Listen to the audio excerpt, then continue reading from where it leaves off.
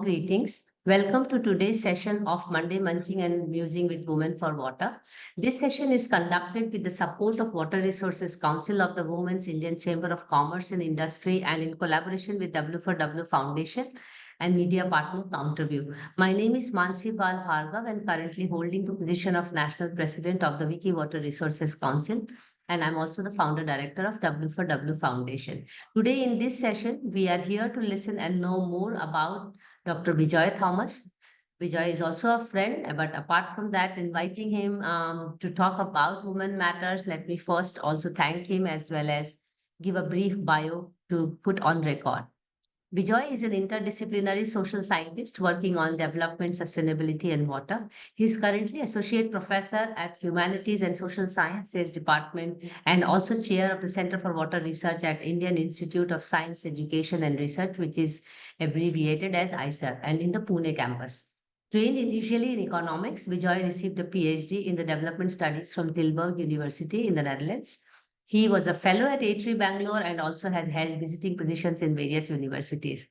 He looks at water management in an integrated manner, taking a river basin perspective. His water research is interdisciplinary and collaborative with social sciences, engineering, and environmental studies inputs. He is also specifically interested in adaptation, water access, and use in agriculture and domestic sectors. He uses empirical insights to understand the normative implications such as justice, equity, and fairness. In addition to it, he is also the advisor member of Wiki Water Resources Council. So Monday Munching is especially looking at how women matters are looked upon by women in their own lives and also by other genders in their working experience. So welcome to Monday Munching session, Bijoy. We are really excited to have you in our session and also eager to learn and hear your perspective about the matter. Thank you. Thank you very much, Mansi, for inviting me. I'm part of the community and the group, so it's feel like being at home here. Yeah. Thank you. Thank you so much. So let me just start with a very simple question about you, Bijoy, as a human being.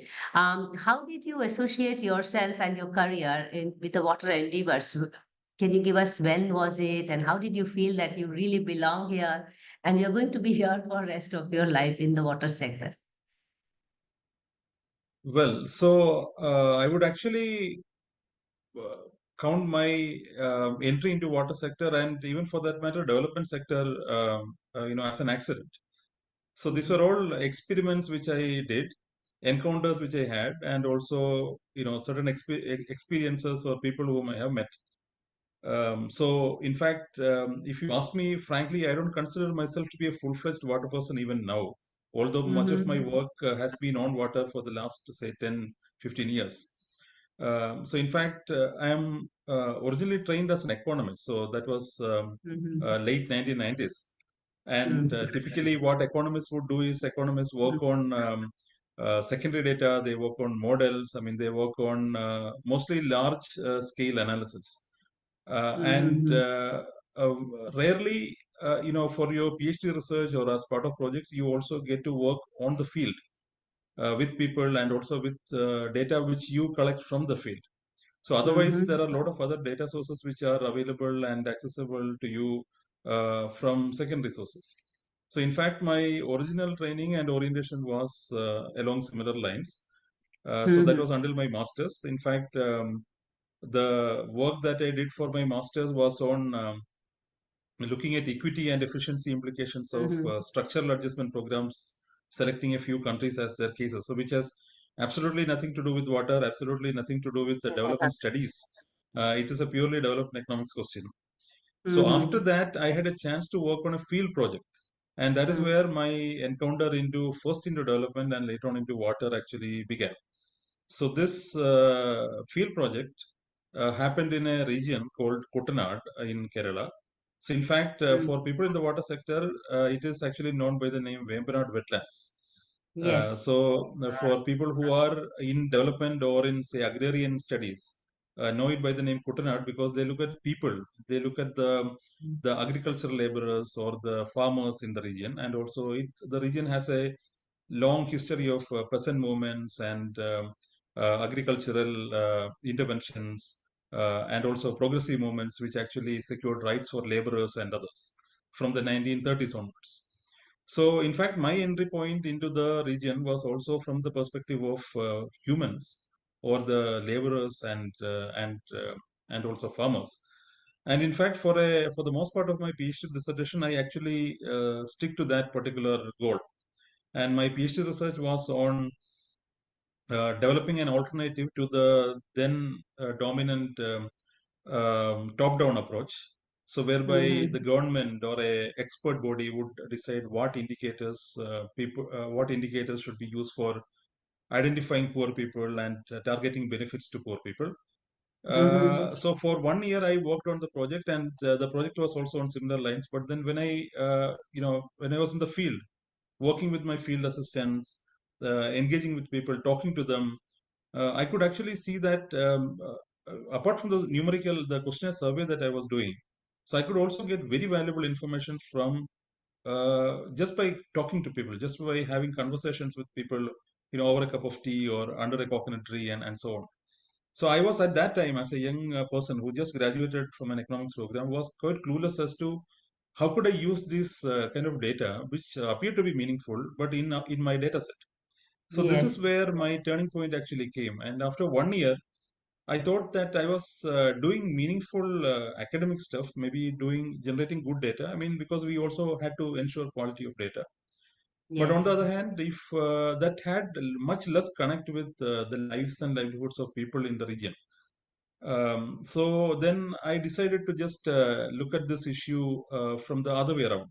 So fortunately, the institute which in the Netherlands, which employed me for this project, offered a position for me to continue in a PhD program, but taking my critique and then proving that the critique is actually worth pursuing.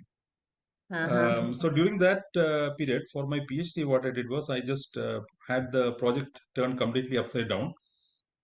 So I ventured into a bit of anthropology, social anthropology, Wow. uh, part, participatory methods, which was then quite popular in development studies, in addition to doing quantitative surveys.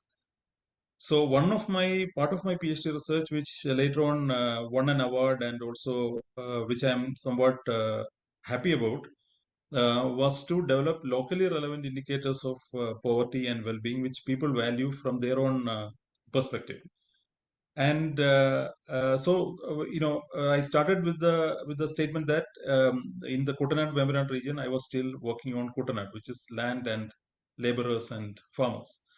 But Mm-hmm. during the course of the field work, I could actually see how closely related people are to the wetland region, and also how Yes. deeply embedded their livelihoods are to the region. So even when people talk about alternative livelihoods, migration, and so on, there were two communities. One, the farmers, with whom my work largely centered around. Then there were also Mm-hmm. fishers, whose livelihoods my work didn't really focus. So all of this was very much dependent on the water system and the ecology in that region, and that was undergoing huge transformation.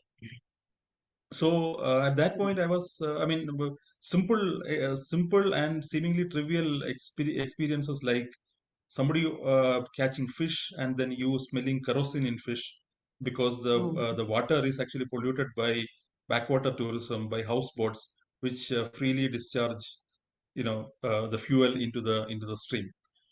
So at the end of the work, I was actually quite interested and somewhat concerned about this environmental aspect and also the water aspect. But I didn't know how to actually go about approaching this academically and making some fruitful intervention.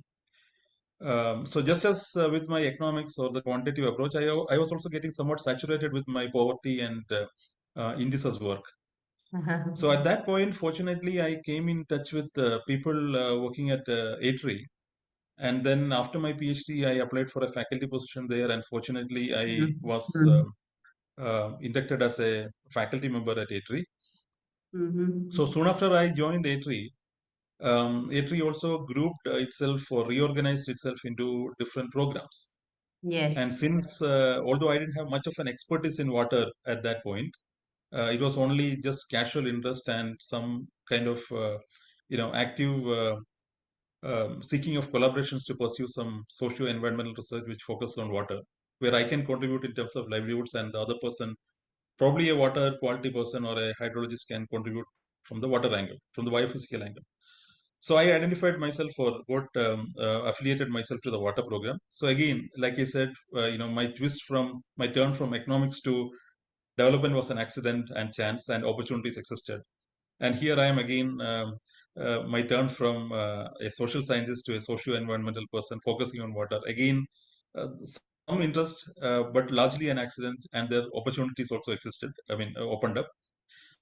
And then once we started the water program for 1 year, fortunately, we had some money to work on things which are of exploratory nature. So, along with a hydrologist colleague of mine, we started a pilot project in the same wetland region where I did my PhD, but focusing more on the water quality and pollution aspects rather than on the human element which I was focusing on, which I was quite well aware of. So alongside, we also took another region which is in the north of Karnataka. So where my hydrologist colleague, Dr. Srinivas Badigar, was already working on. So this was a sugarcane dominated region. So that way, I could actually see the contrast in the field between one water rich and the other, water depleting area, and how livelihoods are actually dependent on water in these two regions. So that is how my journey into water actually began. And after that, I have more stories to tell, but Huh. how it evolved and how the engagement became much more integrated, and then how I started learning more about the other side, which is the biophysical side. But Mhm. compared to many people whom you must have met, or in your advisory team, and also my own colleagues. So I'm not formally trained in water at any point. It was None of us learning, actually. all None learning of by us. doing, or Yeah, learning by none of doing. us. And looking back, I think that has been an extremely fruitful thing to do, because if Yes. I were trained as a person, that would be still academic. But here I had the academic expertise to bring in the social and economic aspects into the sector. But my own involvement in the sector actually began through trial and error, mistakes, embarrassments, which actually happened in the field. So that's how it began. And by 20, Realizations. Mhm. exactly. So by 2010, 2011, I was, into the water sector, really deep. It's like, we are not choosing water, water is choosing us. I can pretty much reflect in my case as well, because when I'm interacting, it's a constant reflection in my own life as well when I'm talking to all of you. So, my next question to you is about, you have now over decades of experience, and right now you are also heading the Center for Water, and what kind of work you are right now enduring. And at the same time, you have also worked across these years with many women at all levels, Um, so, your first remark on your experience of having a woman colleague as senior, as same level peer group, and as juniors. And also, please enlighten us about what kind of work are going on at this moment at the Center for Water IISER. Yeah, so I'll actually take the question in two stages. One, Yes. so I've already told you about how I entered into the water sector. And secondly, so once I was there, and I was quite fortunate to have very good colleagues, and also Yes. funding at the right time to work on things which are of interest. So I'll just tell you how I took things forward from there onwards, and then I will come to the issue of women in water. Hmm. So Sure. in my case, academically speaking, or even for projects, gender or women's issue have not been at any point a primary focus in my work as such. Yes. But if you look at the people whom I have worked with, I've been Yeah, that's extremely the fortunate. question, actually. That Exactly. is the So, question. Huh. so I've been extremely fortunate to have, peers who were brilliant and extraordinary water researchers. Women colleagues who co-led many of the efforts that we were actually involved in. So before that, I'll just start from where we left last. So one of the primary concerns which I had, because I'm right now sitting in a university setting, and in a university setting or in a typical academic setting, research is often driven by curiosity. and there is absolutely nothing wrong with that, because Yes. curiosity is the driving force for many of the things that Yes. we actually see around us now. It must have originated as an idea, so then it must have theoretically developed, debated, discussed, published, rejected. Then Yes. somebody must have applied it in practice. But since I had this thinking and experience early on, as far as regards my poverty work, so the way I formulated my research idea or my thinking around these issues was in terms of what I would call problem-driven research. And this you might remember also from the session that I had with Yes. WFW, because I always try to emphasize on. I mean, I don't discard curiosity-driven research. It is just that in my case, I am somewhat inclined to problem-driven research. So by Mm-hmm. problem-driven research, I mean problems which actually require attention, like say water scarcity, water pollution, and Yes. so on. But on the other hand, you can't really deal with these issues by, in crude terms, if I can put it that way, just by being extremely passionate about it, or just by Mm-hmm. being an activist or raising slogans. Because Mm-hmm. in my own work, also when I talk to students, so I talk about three roles that people like us can actually take.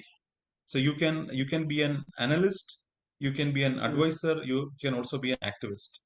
So Yes. the problem happens when you actually put on the third avatar and then go into the public, Yes. because unless you have dealt with the issue deeply from a more empirical angle, unless you have brought in rigor in terms of your analysis of the problem, Mm-hmm. it is absolutely fine if you take positions on issues. I mean, because all of us are not objective neutral beings, Yes. because we, in some issues, especially in problems like this, we have to take positions. So it is extremely, it is acceptable if you take positions on issues, but when you actually involve with these issues and then try to address them and then try to resolve them, you have to have your analytical rigor backing it, and also data and Yes. evidence backing it. So this is why I say you need not actually even wear the third hat, which is that of an activist. You can still Yes. be an analyst and advisor, because when you wear the hat of an activist, you actually advocate a particular position, or you are sometimes boxed in and you are forced to advocate a particular position. But when you are in the first two, the third actually opens up to you as a avenue where you can actually pose multiple options, Yes. because for any question in water or development for that matter, you find always winners and losers. Because Mhm. if I were That's running an an interesting enterprise, way to look at it. Uh-huh. so if I were running an enterprise, I mean, my sole motive is to run my company and generate profits. So there is only a winner, because which is me, because I'm not bothered about anything else. But when I am in a social setting like water, there is always winners and losers. I mean, I give this example of wastewater reuse, which I dealt with another, with a brilliant woman colleague of mine, Priyanka Jamwal, in A3. In fact, the question that we were looking at is, if Bangalore city were to reuse wastewater in the city, so what Mhm. implications would it have for water management upstream and downstream? Mhm. So one obvious implication would be, if the city reuses water upstream, there would be less flow downstream.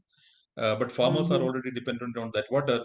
So in fact, in this particular case, farmers had adapted by even switching their crops over a couple of decades to newer crops, which could withstand the wastewater and also give them enough returns. So if the city were to recycle water, then some of these already existing customary things and also practices that farmers are involved in would get affected. So there is a win for the city, but lose for the farmers. Farmers. So one can advocate wastewater recycling as a good strategy. I mean, definitely it is good, because you should conserve as much water as you can. But in this particular case, I mean, if you are an analyst and an advisor, you can pose all these multiple possibilities which are out there. Yes. So which would clearly show who is the winner, who is the loser, and so on. So then for the activist or the person who is sitting at the government level, can then choose between the alternatives. But when I am advocating wastewater reuse as an activist or an advocacy point, so then I am actually putting myself in a particular shoe and then advocating for that position. Yes. So again, like I said, there is nothing, there is no, and I am not putting the other on a pedestal. There is no value judgment here. But so this is how I would view things working. So Interesting. in problem-driven research, all of these interesting things have to be really tackled, and these are bread and butter, sometimes life and death issues, right? Yes. So in fact, when I began, so after my the initial projects, uh, with colleagues of mine, we were able to mobilize some funds, and also we began looking at issues of water management in Bangalore. So this is where we had a large set of people working with us. I mean, people who were senior, people who were, advising us as part of an advisory group, people who were fresh out of their masters or BTech, people who were working with us in the field. And then we were four people leading the different modules of the project. And by accident, again, two of them happened to be women, two of them were men. So if you look for, if because these days donors also ask you for gender representation in Yes. projects. So in fact, even without actually making a provision for force-fitted gender representation, our project was naturally 50-50 women and Uh-huh. man driven.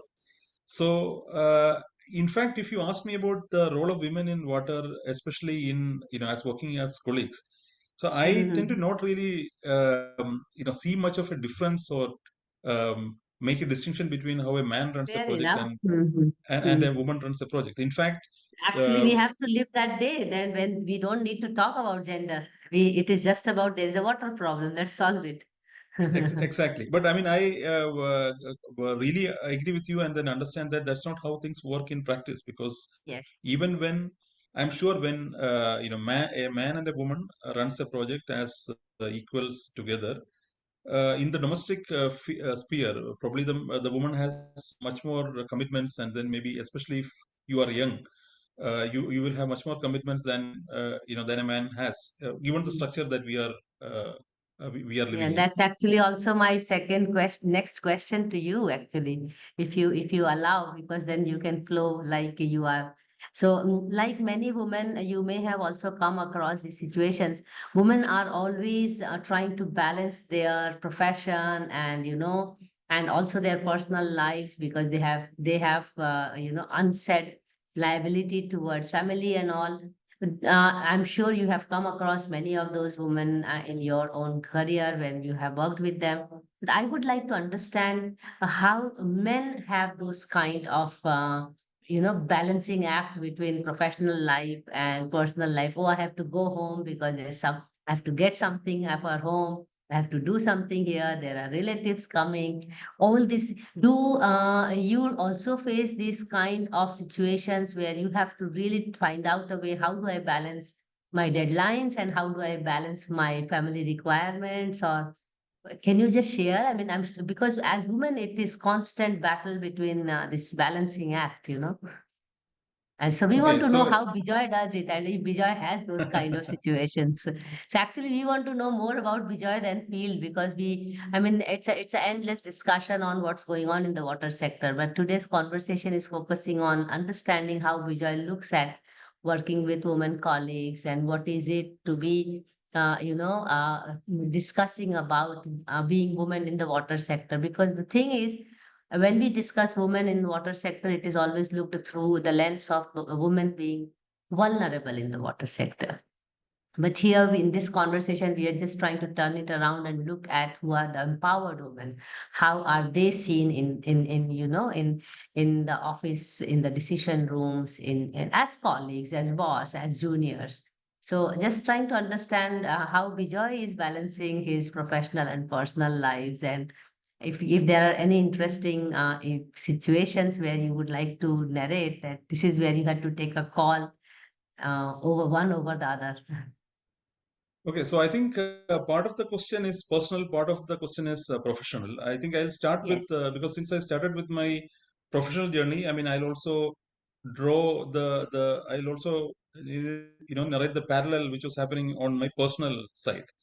So, yes, in fact, if you just look at women professionals, so the example which I can give about that would be from my own sphere, my own family. So, I'm married yes. and I have two children. Mm-hmm. So both of us were researchers, but then after children were born, my wife actually took a few years of break. But Mm-hmm. then, this was the initial period when I was also settling in after PhD, and Mm-hmm. also when I started getting these projects and such getting into such activities. So the good thing which happened or the difficult thing which one has to manage. So even while being a man or woman, I mean, so I don't think Yes, in generally, like I said, in the structure that we are living in, there are lots of challenges. I mean, much more challenges for women than men.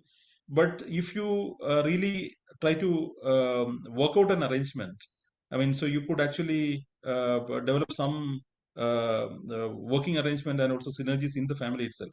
I mean, in our case, so we very rarely had people to actually help us out in the household. So as a house help or family member, immediate family members. So both of our children were taken care of by the two of us together. And so definitely, you asked the question about finishing things in office and then going back home. So definitely during the day, she would be taking care of the children, and then once I am back home, she would be tired, and then I will have to do that. So, but at that point in the initial period after PhD, the first years of career, probably it was taxing, but then it didn't actually feel like that yes, because anyway we were all young, active, involved. So we yes. just took it in its stride. Mm-hmm. So I'm sure people as women professionals, I'm sure they will also have to take such hard decisions and also put in effort at their domestic spheres, even while they can't compromise at all on their Mm-hmm. professional lives. It is important to have a partner who is understanding, support system and so on, Yes. especially if somebody is fully involved in projects. So I could actually Mm-hmm. see that with my women colleagues, who were co-leads in my project, where they would manage things at work, but also had to manage things in their domestic sphere. So definitely, when you talk about leadership issues and also even among working women and professionals, so there is definitely that challenge. But again, when I say this, I am very much aware that in spite of me claiming that I have maybe partaken to some extent in my domestic duty along with my woman partner, it is extremely challenging, and I can't really speak for a woman,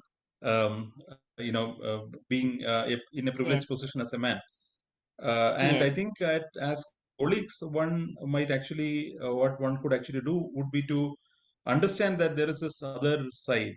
Um, yes, so, in spite of them appearing to be privileged, maybe on the outside, so you have to be somewhat sensitive about how things actually might pan out in their personal Mm-hmm. lives, and also the Yes, extra commitments that being a woman they might have to do over and above what you as a man would actually be doing. So I think to some extent that awareness and involvement comes through your own lived experiences and your own yes, observations. And being social scientists and people who are oriented to these things, yes, and people who have been in the field and then seen these things yes, working in ordinary settings, I yes, think that makes you much more humbler and compassionate and somewhat yes, modest compared to somebody who is coming straight out of maybe yes. a lab. So I think Mm-hmm. it's a mix of personal and professional experiences that make a man Mm-hmm. develop these kind of impressions and also make course corrections and changes in his life when Yes, he is dealing with women colleagues in his absolutely. professional life. Yeah. Absolutely. That brings me to an interesting question because we are already focusing on women professionals, and I already deducted the part of women being vulnerable, where we look at rural women or poor women and all. Here we are talking about already empowered women, and I'm sure you are also aware that we are a minority in the water sector, no matter what. I mean, as per official statistics, there may be many women working in the water sector, but the global statistics say that it's only 1 in 5 professionals in water sector that is women. If I look at that and then further go a step to look at the leadership part of women in water sector, we know leadership itself is gender neutral, but leadership as a position is pyramidal. I mean, out of many, there will be just few leaders. So if we are already lesser in number as professionals, then leadership is of course going to be meager. I mean, there's hardly any leadership. It's not even, by the way, 1 in 5 when we talk about women in leadership position. And I'm again deducting those women in the rural settings who are awarded or who are identified as being Jal Devi or Jal Nari Shakti and all those. I'm talking about professional women who are working with all of us every day and in and out. So, what do you think are the reasons that, first, why there are lesser women in the water sector, and second, I mean, why there are so less and less in the leadership roles in water sector? By leadership, we mean heading the organization, being more, having more decision making powers, or really in the limelight, or getting more recognition, acknowledgement, and appreciation. So, both questions are embedded, and over to you. So I think, I mean, I can only give general Sure. responses to that question. Yes. So I'll actually look at it in two ways. One, the way disciplines and training actually happens. So I think Mm-hmm. if you, I mean, if so, I told you that I don't actually consider myself to be a 100% water professional yet, or even now, even though most of my work and research falls on in water. So I consider myself as a social scientist working on environment and development with focus on water. So, Mm-hmm. given that, I don't see the water sector or the training of professionals in water to be any different than the training that you would have for other areas. So this is just a microcosm or a subset of what is the Yes. larger universe that is there. So in Mm-hmm. terms of recruitment to programs, curriculum in undergraduate programs or master's programs or PhD, so you see fewer and fewer women being represented in this Yes. area, and then I think this is a natural fallout into of how people are recruited, trained, and graduated, Mm. and then coming into the sector. So I think it is all the more stark in the case of, say, biophysical disciplines, technical disciplines like, say, Yes. engineering. So, which is what I have also heard from my colleagues who have graduated out of engineering colleges and more technical PhD programs. So, I think probably women in social sciences are probably much more represented than Yes. definitely not equally compared to people in the sciences or in the technical sphere. So water also being a technical thing primarily, because when we talk about water, we talk about water as a resource, and then have all our understandings and involvement built around that. Because when we talk about Yes. gender issues or women's access to water, we start with the biophysical idea of Yes. water availability as a resource, and then see whether woman has access to water, or why is she spending more time in fetching water, and things like that. So the Mm-hmm. gender dimension is an add-on compared to when we look at, say, social issues. So if you look at, say, Mm-hmm. relationship between some men and women, or uh, Mm-hmm. take a classical example, the case Mm-hmm. of dowry and such things. So where Mm-hmm. we are dealing with humans, and then the interface, everything is human centric. But here you start with water as a resource, and then on top of that you add other dimensions. I mean, social, structural, gender, and so on. So here, I think, going back to my earlier point, the primary Mm-hmm. training, the disciplinary training itself is excluding women at that stage. So I think Mm-hmm. probably it is quite natural that women are underrepresented in the water sector and also in leadership positions. So probably the the exception. But we could actually see a welcome change in the last few Yes, years. So I think with with the younger generation coming in the development sector in general, water sector as well. yes. Even so, 10 years ago, I would not really have looked at the panel. If somebody invites me to talk in a panel, I would Mm-hmm. just say yes, I'll be there if I'm interested or if I have time, if that falls in my area of expertise. But these days, I also make sure that I don't end up in, say, a panel which is Manner. a panel which has only men. So sometimes, even now, out of the commitment to the person or personal relationship with people, sometimes unfortunately end up in such places. So that's a different case. But we are much more aware. And first of all, we are aware. Secondly, we are also able to articulate this and also put this as a position that I'm not going to be part of such a manner, Mm. because you need to have, because there are many women who are out there, and then you also need to hear from them. So Or that's one thing. The other. I'm going to recommend you more women whom I know. So please invite them along with me. That's also an option, which I do many a times nowadays. So recently, I mean, so sometimes it also acts the other way, because recently we we were planning to organize a panel in a conference, and then Mm-hmm. we reached out to some 6 or 7 women, because we were two Mm-hmm. men organizing it, and then we wanted women professionals also to be represented. But then, unfortunately, none of them could actually agree. And eventually, as a matter of principle, my colleague and I, my co-organizer and I, just wrote to the organizers saying, as organizers, we would not like to go ahead with this, because none Wow, of our that's pity. none of our Mm-hmm. women colleagues. So, but some of these things, not really. I'm telling this not to state this in public and then get some likes or whatever. But still, I think there is much more awareness among men too, to see Yeah, this that's as good a, to hear.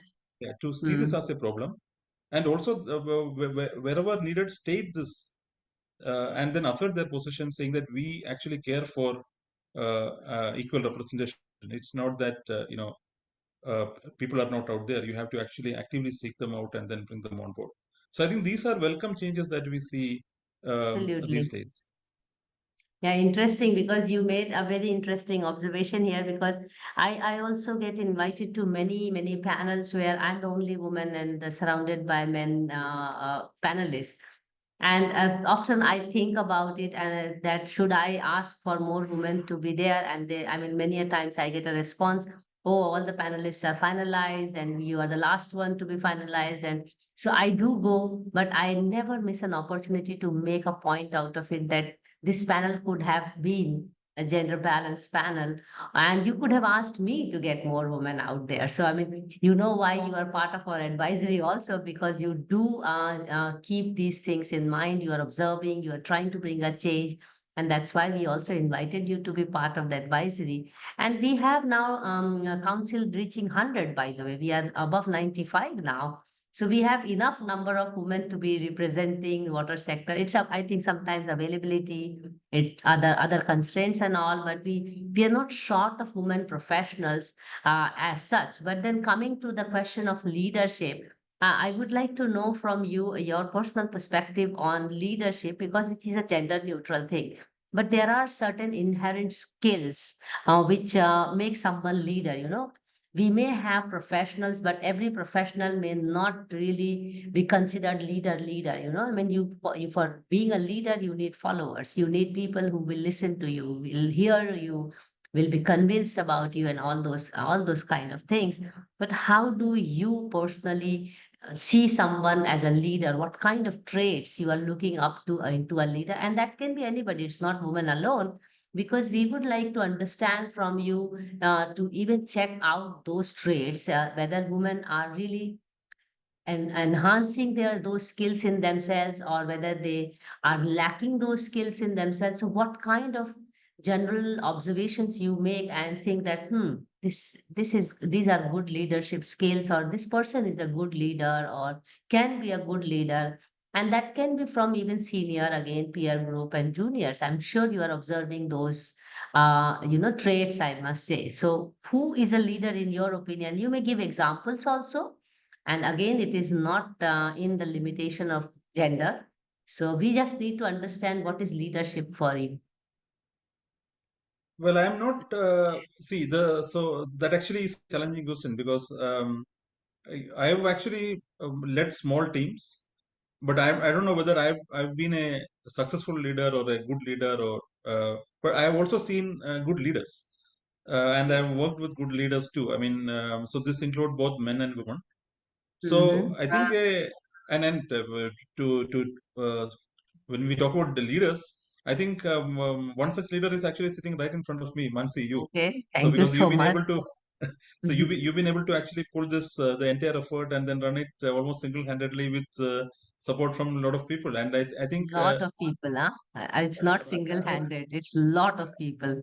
no, definitely it's a lot of people, but then unless you you send the message and then you take the responsibility and then run, there wouldn't be followers because if there should be one person who should actually be holding the baton and then come what may, go ahead with it. So Yes, that's true. in academic settings, I think leadership works in a somewhat different way because Mm-hmm. it's a challenging endeavor because a leader definitely has to be kind and supportive and Yes. all those are desirable qualities. But on the other hand, at some point you also have to take a tough stance. I mean, occasionally because if things are not going well, I mean, just by being kinder things may not actually So, people or systems may not really work. So sometimes you have to be tough as well. But yeah.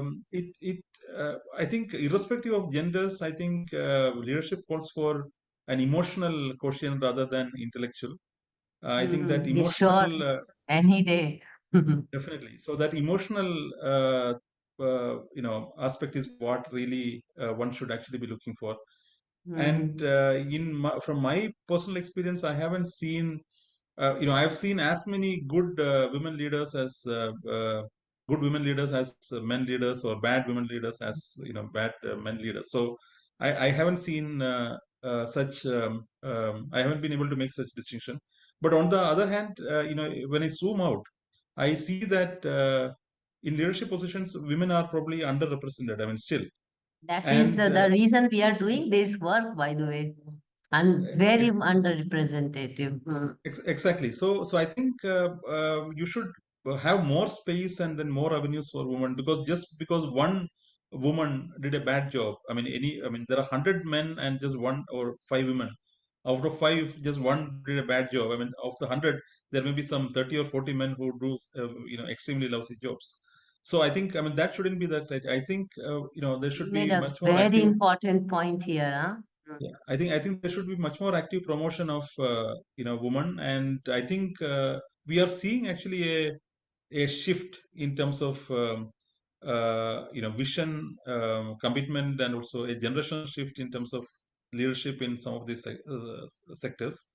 And to be sympathetic and somewhat you know um, as a qualifier, I think in the development and water sector, it was only natural that women eventually would be represented in leadership positions. But I'm actually more worried Which about should be naturally, but it is not. it is not definitely there is a long gap still, but it is only natural that since we are in a normative or value laden enterprise, it is only natural that women are represented. But I mean, I'm much more worried about other sectors, for instance the technology sector or Yes, political arena or companies. So these are areas where women still have to be represented in a much more stronger manner. I mean, we can always boast about Indira Gandhi, woman prime minister, and yes. so on. But one prime But minister in 15. definitely. But that's not how we should be approaching the problem. So in the social sector, if we are not able to get more women into the leadership positions, it should be a failure and it should be a big eye opener because we Mm. always are much more sensitive about many of these issues compared to other sectors like say corporate sector and so on. But Yes. but actually I'm worried more or concerned more about the other sectors than say development sector because in development sector you still see, with effort and also with Yes, changes in mindset, um, much more women coming forward in terms yes, for as qualified sure. professionals and also as leaders. Yeah, that is true. I mean, we are in transition, but we are still not there. And probably these kind of conversations are going to make an impact on the way people look at women in the sector and all. That brings me to an interesting question, because which is where we are also now connected for this Monday's discussion as well. The role of platforms and networks, and especially in the context of women leadership, because when we started working on this series we were also looking at the not only the underrepresentation of women by number, but also the those who are present, their work being acknowledged or appreciated as much as they are actually contributing, and that has to do with both sides, the society itself and the women also. Sorry, not being so much active in the arena to make their work being heard or seen, so both ways. So this, in this context, what do you think is the role of platforms and councils like Wiki Water Resource Council? There are many associations, International Water Association, I have like Commons Group of International Association of the Study of the Commons, and so on and so forth. How do you think women professionals can really, and all professionals for that matter, but because I'm focusing more on women leadership, that they can, utilize these platforms, and if these platforms are good for them or for all of us, what should they expect from these platforms, and what can they bring to these platforms? Should these platforms be there at all for that matter? For example, like we are aiming to really trumpet about the presence of women in the water sector by bringing all these women together and making a mass, when getting a good mass to inform to even peer group, to organizations that, hey, we do exist and we are doing this work. So do you think these networks and platforms have benefited professionals, and what's your take on that? So I don't see networking for the purpose of bringing women or others to an active platform where they are visible and where their voices are heard. Work is actually getting attention. So I don't see that process to be any different, in the water sector than in any other sector and also network. But I Okay. think so. What is important here is, even when you form a network or an association or a group, I mean, it like what we were referring to earlier, a strong leadership which can actually run and take the responsibility and then run with it, and have followers coming along with them. So I think it I mean, again, your effort is really commendable because so initially you started in a very Thank you. modest fashion. Every week you've been conducting this, and then you are reaching out to newer and newer people. So I think it's a, I mean, definitely you acknowledge supporters, but then supporters are there because they saw that, oh, you are doing good work, and then you are able to sustain this because the leader doesn't seem to be tired. So Yes. or they instill confidence among their collaborators and partners. So I think that kind of a networking is really vital and important, no matter which sector you are in, and all the more so for bringing voices which are not really represented enough to Yes. the fore. And if you have, say, women coming in and then leading such networks or even clusters in larger bodies, Yes. so then I think that can go a long way in getting more people, more women on fold, and then getting their voices heard and work recognized. I mean, it is definitely the case that some of the important work or efforts and discoveries by women are not really completely showcased because either they've been modest or it has not been not gotten enough attention. So I think if there is women leadership, I think they would also be much more sensitive and to such issues, and this effort can go much more faster. So Interesting. networking definitely is important. So I don't, I mean, to have the last word on that, I mean, I don't see networking here to be any different than networking in, in other aspects of, on whatever we do.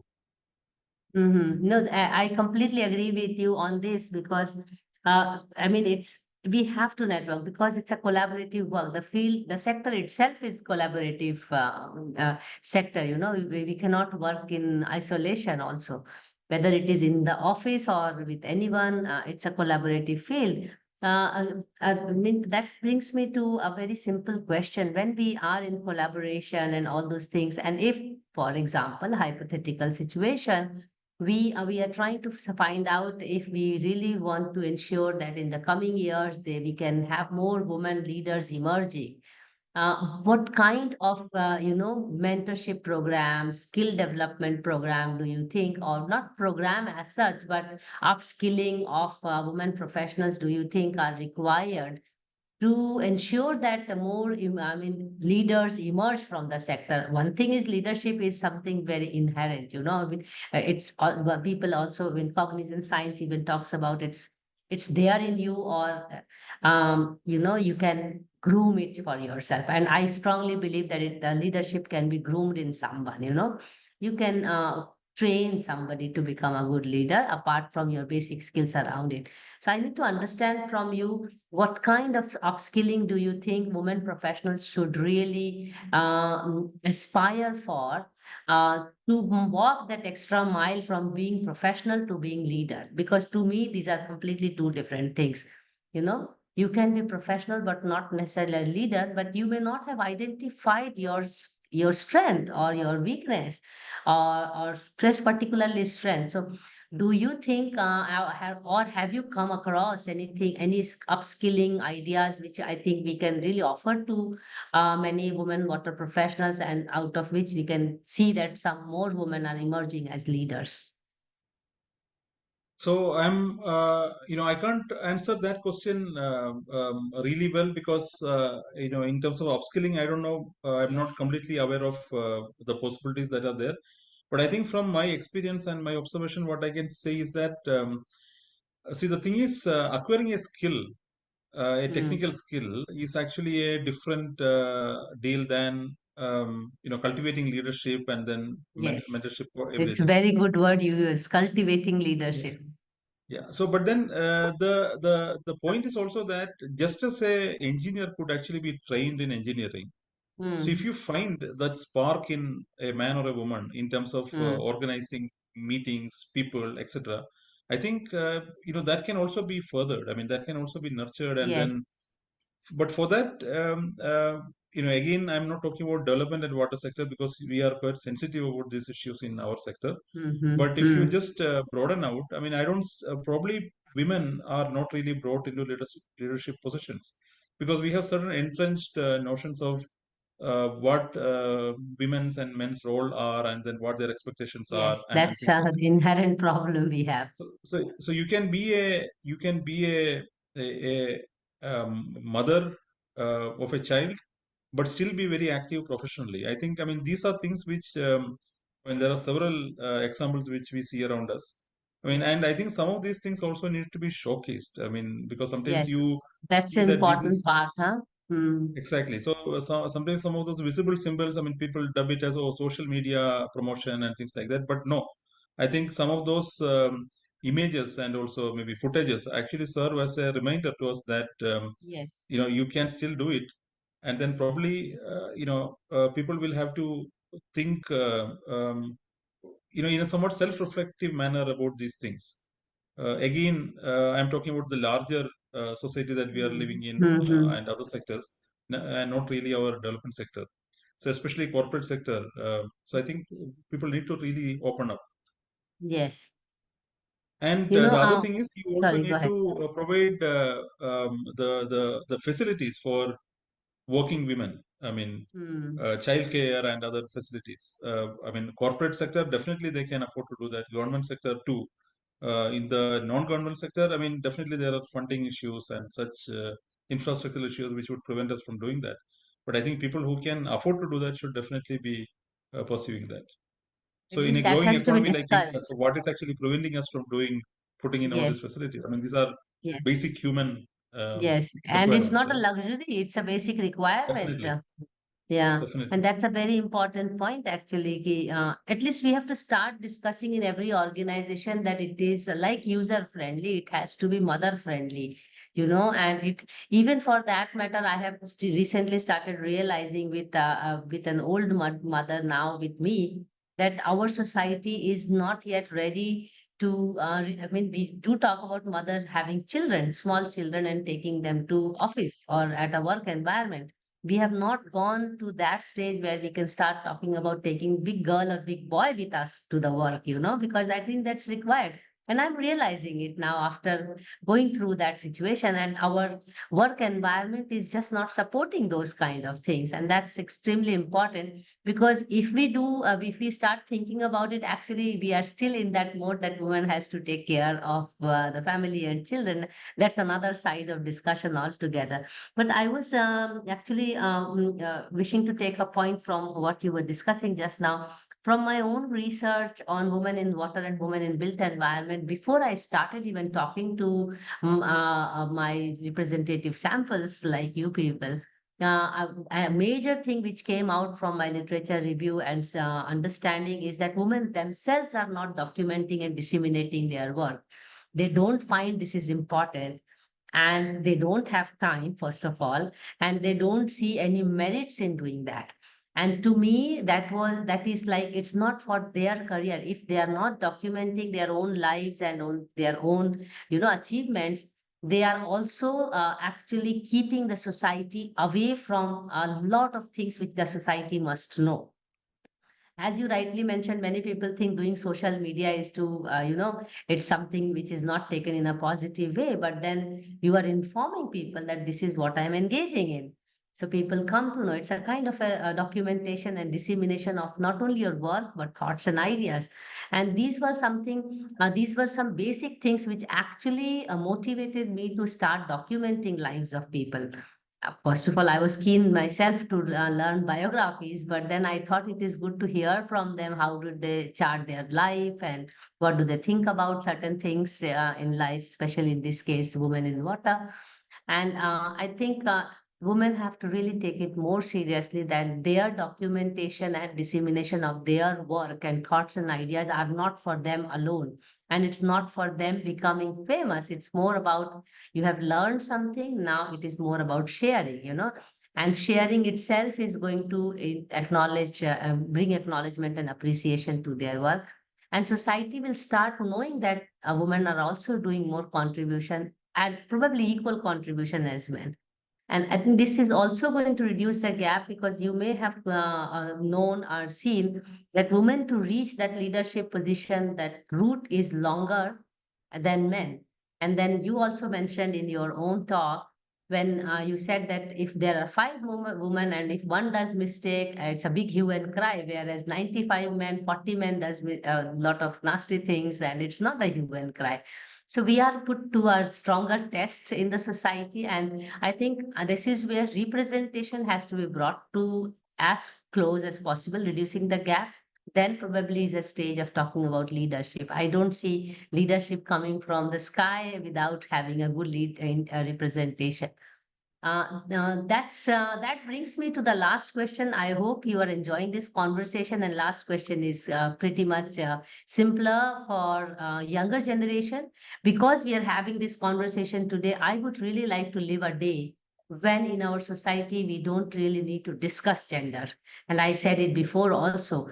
So we can talk about here is a water problem. Let's solve it, and the gender issue is not there at all. And you also experienced it in your own life. You're not seeing gender as such as an issue because you have come across many you know I will say equally professionally thinking and advancing women. But if we have to give a message to the younger generation to reduce this or engender this sector, what will be your message for them? And also, I think for women, especially, what it is to be in the water sector. Why should more women join the water sector? So it's one question, but two questions embedded into it for younger generation. Your message to them. Well, I mean, I think you are actually putting a lot of responsibility on my shoulders, giving messages and all. No, But it's I the mean, last question, but it's a simple message for younger so, generation. Come and join water sector. no, no. So I think, I mean, so see, I mean, we are living in in a changing environment. I mean, changing Yeah. times.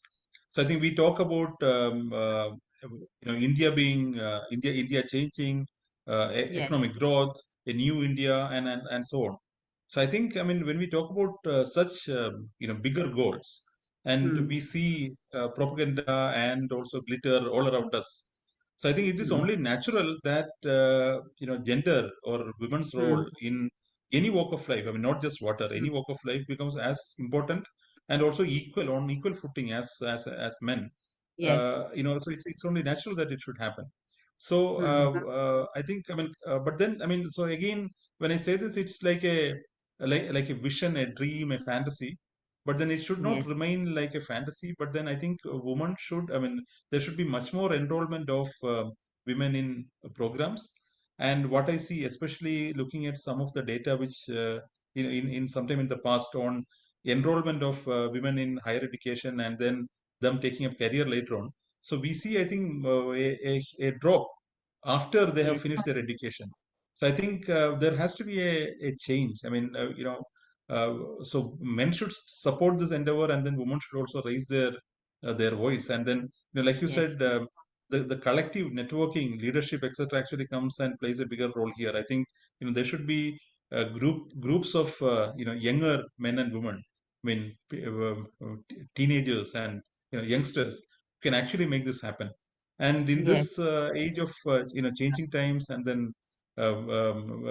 media and vision, I don't think that is actually impossible. I mean, maybe we'll have to wait Yes. 5, 10, 20 years, but then I mean, so inch by inch, we will definitely make that happen. Yeah, it's coming. It's right here actually, to be honest. So yeah, we are in transition, and I think it's a good transition, especially when we talk about women in water. And the more and more vocal we become, people like me and many of the Wiki Water Resource Council women, I think we are definitely hoping for a big change. In fact, leaping the gap as much as possible in our own lifetimes. So, thank you, Bijoy. Thanks for the enlightening interaction. I hope you enjoyed the conversation as I did. And personally, I really felt the conversation flowing like water. You were just seamlessly flowing.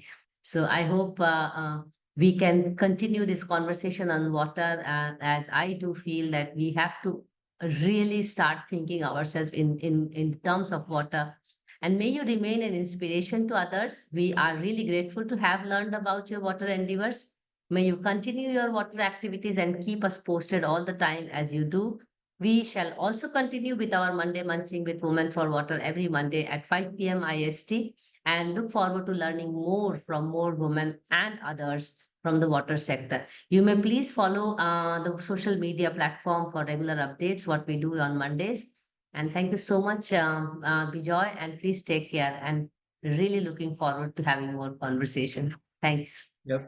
Thank you so much, Mansi, for the opportunity. And as always, I enjoy talking with you. And all the best for your efforts and also to your team. Thank you so much. Thanks a lot. Thank you.